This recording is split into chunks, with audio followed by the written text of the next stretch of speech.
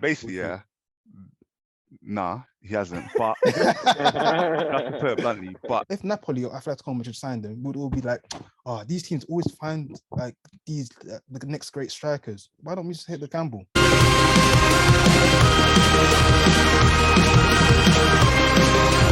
And now we're into the fun part of the podcast. But personally, I want to talk more about how many players we should bring in and who we should bring in as well. Because I'm looking forward to seeing if we actually are going to have a proper rebuild. Because every summer we say it, don't we? We hear it all the time. Yeah. Man United are under the biggest rebuild since Alex Ferguson's left, yada, yada, yada.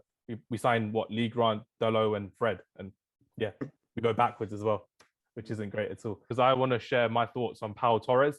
And I think Pau Torres should be one of our top 3 signings for the summer for ERIK Ten Hag to bring in at Manchester United. Because I really think that it's kind of now time that we should sign players when we don't delay every now and then. Because I've seen recently over the years how Man United will look to scout a player, they'll find a player, they'll leave him for another season. When they leave him for another season, the value goes up tremendously as well.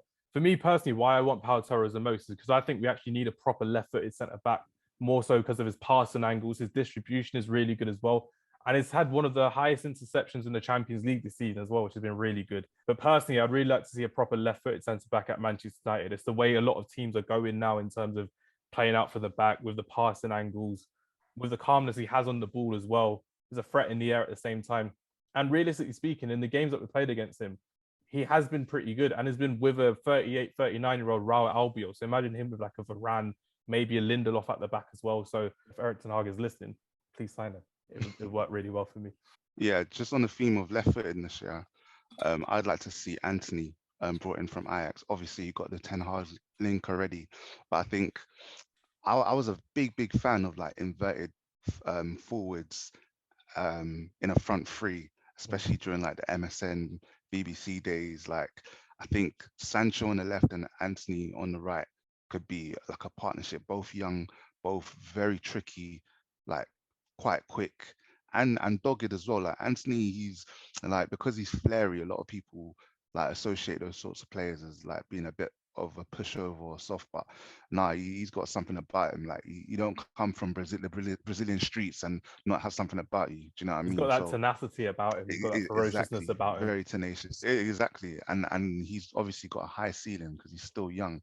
And I think like those two on either side could grow like quite well together. I think Man United haven't had a good like success rate of South Americans, or especially Spanish speaking South Americans. I think like Uruguayan or Argentine.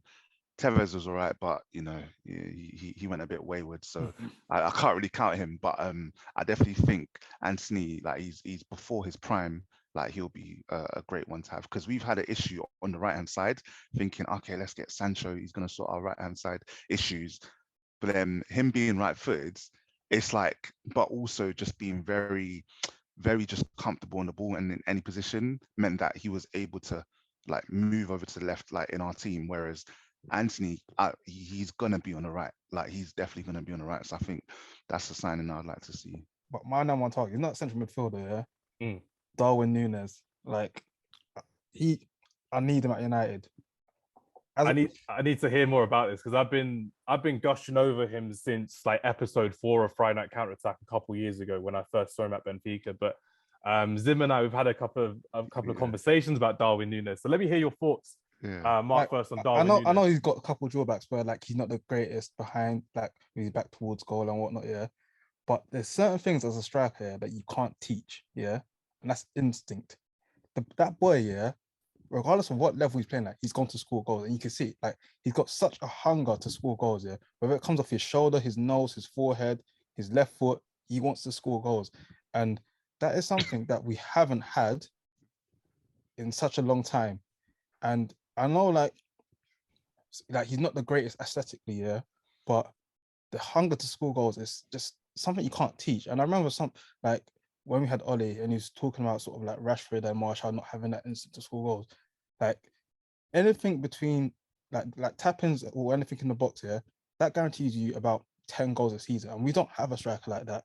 I mean, we've got Ronaldo, but like when you have strikers like that, yeah, that occupy centre backs, it makes it so like chances that come his way, yeah, become goals. Like, see the games that we've drawn against, like Watford, Burnley, Newcastle.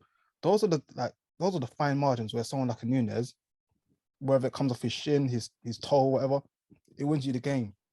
And we haven't had one of those since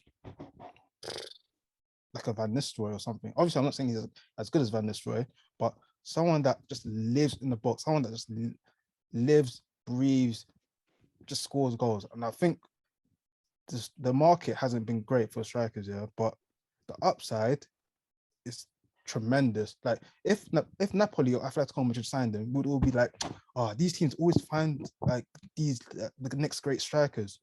Why don't we just take the gamble? Like, I could see him scoring like 20 goals in the Premier League easily, very easily. And one player that he reminds me of is Cavani. Yeah. Is it because he's Uruguayan and with the long hair and everything? But that's the thing. It's probably not. the best time to get him as well. It's the tenacity, and like, he can play left, he can play right. He works hard for the team. That's what I like about him, though. Sorry to interrupt, but I like the fact that against Liverpool, he was dropping off to the left quite a bit. He was dropping into that false 9 position quite a bit to draw out Van Dijk and Konate. And it's just like the variation of finishes as well. So like, he can side foot it, he can put his foot through it, he can head the ball. Like, all these things here are just hallmarks of a very good striker. And I'm not saying he's like Haaland, but there's certain like similarities where people saying, I'm not too sure about like he's played with his back towards goal. I hear that. Has he convinced you to sign Nunes? All right, let's see where to start. Basically, yeah. Nah, he hasn't. But just to put it bluntly, but I agree with the Atletico Madrid analogy, because I don't know how they did it before. Like, they became like a winning club. They were getting Kun Aguero, Forlan, Diego Costa, like they had Torres. Obviously, he's from there as well. Like, they had players before they were in their prime, and obviously like Joao Felix, but obviously he was a bit more known, and that was like a big price tag. So they normally get top strikers before. David Villa on the cheap as well. Suarez on the cheap. And that's as well. my guy as well. Yeah. This is it. Like, so they know what they're doing, but I think it suits them. They're especially under Simeone, they're really reliant on strikers. Like, and Man United, because we haven't had like a stable manager at a top level for a while, I don't know that we're reliant on a striker like that. Like, say, Chelsea back in the day under Mourinho, Drogba, Diego Costa type of vibes. Like, Man United aren't really that. I think if you're not a club like that, then you need to have a striker, unless it's Ronaldo, because he's just different. He's not really human. To be able to hold up the ball and like link up play better. Like, I think Cavani's link up play, he has the right idea, but his execution ain't all that. That's my issue with him, and I see Darwin Núñez as a part 2 of that. And to be honest, he's obviously got more youth on his side than Cavani, so there are more pros in that sense. But I think the key component is link up up top. Question, would you have taken Erling Haaland? I mean, you take him. You take him. I'm not like, why? Because he's a bags man. He's gonna get you goals.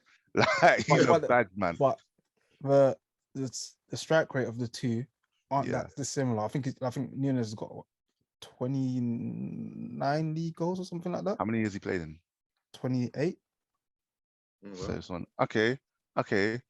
Do you know what though? Do you know the thing about it is, like, I wouldn't take Haaland for like 100 million. I don't. What was his release clause? Yeah, it was like something silly, like 30 million or something like that. Yeah, I get you. So then he's going to be on like 500 grand a week. Yeah. And I don't know, maybe it's because Man United are interested in Núñez. His value is just going to go up. But if he was like less hyped, then I get you. I think for me, like you said, I think the price is like a huge sticking point. And also, I feel like if he did come in, he wouldn't be on like huge wages. Like, I could see like the first season of him coming in, and just sort of like coming off the bench a lot as opposed to like starting. And I think he wouldn't mind that. But, more of a Europa League type striker, if you get that. He'd be one playing where Ronaldo is resting for the Premier League. Conference.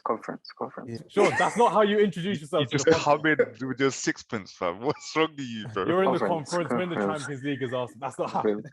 I think that just the price is the sticking point, and I think he does have like certain drawbacks. Like, it kind of reminds me of like like Hernandez as well when we signed him just before he went to the World Cup, and he wasn't that great with his back towards goal, but over time he improved in it. But yeah, man, all the strikers out there, I'm all for Nunes. Or not? Yeah, I actually heard this week that Benfica would want about 80 million for him, and That euros or pounds? pounds. Whoa. Yeah. We need to go to the stock exchange rate and change it up. So obviously Ten Hag's a bit hesitant because say if he gets 150 million, like we can't really splash 80 million on one player when he wants to buy 5 players, say the summer. So it's going to be a bit sticky. But George Mendes is really pushing it because he's the one who's his agent at the moment and he's pushing him to United. So it could happen. The talks are going ahead. So it just depends on that price tag, I think, because 80 million is a bit too much for a striker of his quality, I think. You reckon we could do 60 million and swap with Martial? Do you reckon Benfica would go for that? I don't know if Martial would want to go to Portugal, but yeah, I'll take that. But Sean, can you see anyone really in terms of like actually coming in to improve Man United, bang, straight out the gate? Like we've seen with Luis Diaz. Oh my God, didn't even let me finish. You're pagan. He doesn't rate Ten Hag. He doesn't rate Man United. No, do you know what? I do rate Ten Hag. I do rate Ten Hag, but I think the conversation is kind of in the wrong place because after seeing what Arsenal have done, I actually respect the idea of building from the back because let's not lie, you can get the best striker in the world, which you do. You have the best striker in the world. As long as Harry Maguire is your centre back, you're going to leak goals, and that's going to lose you so many games. As long as Phil Jones is your backup, you're going to leak goals. He ain't been playing for the last few games though. He played the other game, didn't he? Yeah, but Phil Jones is now in consideration to come back into your centre back. That's how bad your centre back is. I think he's trying to get sell-on value.